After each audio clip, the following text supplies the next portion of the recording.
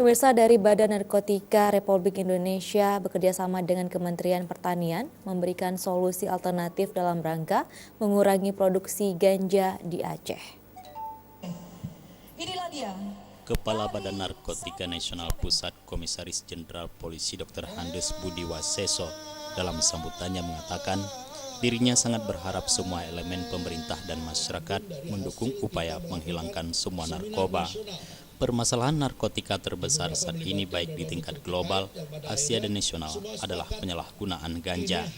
Data World Drug Report tahun 2016 dari Badan Dunia Urusan Kejahatan dan Narkotika menunjukkan bahwa 74% penduduk dunia usia 15 sampai dengan 56 tahun menyalahgunakan ganja.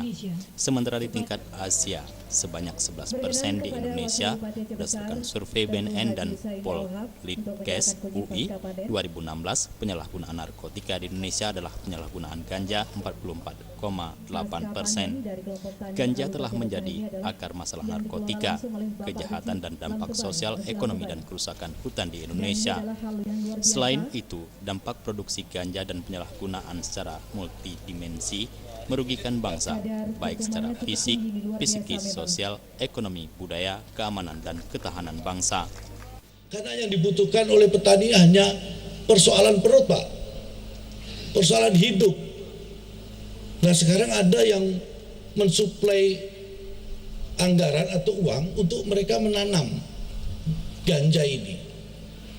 Akhirnya tanaman ini karena subur dan mudah ditanam, masyarakat ini menanam, Pak Menteri.